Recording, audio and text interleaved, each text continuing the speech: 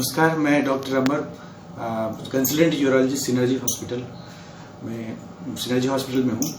मैं आपको incontinence week के अवसर पे ओवर एक्टिव ब्लैडर के बारे में कुछ जानकारियाँ देना चाहता हूँ। ये ओवर एक्टिव ब्लैडर दोनों ही मेल और फीमेल में काफ़ी कॉमन है। इसका बहुत ही डिफिनेटिव कॉज है। कॉज मतलब कि एक कह सकते हैं कुछ आउटलेट ऑब्स्ट्रक्शन, इधर मेल में या फीमेल में आउटलेट ऑब्स्ट्रक्शन के कारण से होता है कॉमनली। दूसरा न्यूरोजेनिक कॉज हो सकता है कि किसी भी डायबिटिक पेशेंट में कॉमन हो सकता है कि लॉन्ग स्टैंडिंग डायबिटीज जो कि आपको नर्व को इरिटेट करता है और आपके स्टोरेज सिम्टम्स पैदा करते हैं, उसमें आपको ओवर एक्टिव ब्लैडर प्रेजेंट कर सकता है। और तीसरा कारण जो कई बार कॉज मिल भी नहीं पाता है इसमें, तो उसको इडियोपैथिक हम बोलते हैं। कॉमनली मेल में जो बोलते हैं कि जो प्रोस्टेट की वजह से या फिर यंग एज में प्राइमरी पीबीएनओ बोलते हैं, प्राइमरी ब्लैडर नेक ऑब्स्ट्रक्शन, इसकी वजह से हो सकता है, या फिर सिंपल कोई स्टोन की वजह से भी सिम्टम आ सकता है। तो ये over active bladder is just name जो कि आपको एक सिम्टम पैदा करता है, जो फ्रीक्वेंसी, अर्जेंसी, अर्ज इनकॉन्टिनेंस कराता है।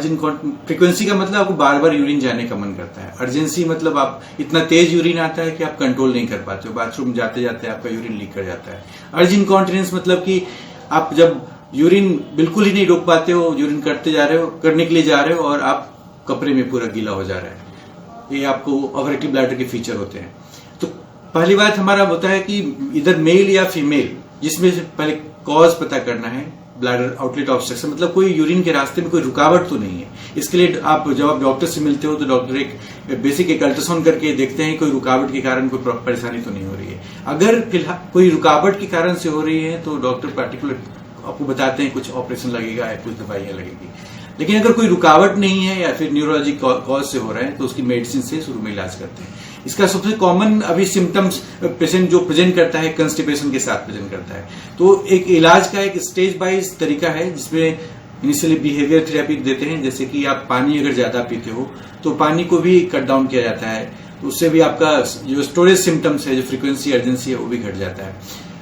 इनिशियल अगर बिहेवियर थेरेपी मतलब पानी कम करने से, कंस्टिपेशन ठीक करने से अगर आपका सिम्टम्स ठीक होता है तो दवाओं की जरूरत नहीं पड़ती है। लेकिन अगर बिहेवियर थेरेपी ठीक करने के बावजूद भी आपको ये सिम्टम्स हो रहे होते हैं तो कुछ दवाएं दी जाती है, एंटीकोलिनर्जिक जिसको बोलते हैं। इसकी बहुत सारी मेडिसिन होती है। तो कुछ इनिशियल स्टार्टिंग डोज से उसको देते हैं और उसका हम पेशेंट के सिम्टम्स को मॉनिटर करके देखते हैं कि कितना आराम हो रहा है। इसके बावजूद भी अगर पेशेंट को सिम्टम्स हुए जा रहा है तो उसका डिफिनेटिव कॉज के लिए एक टेस्ट होता है जो कि क्यों हो रहा है। यूरोडायनेमिक्स हम लोग करके देखते हैं कि रियली कितना प्रेशर उसमें डेवलप हो रहा है टेस्ट के समय।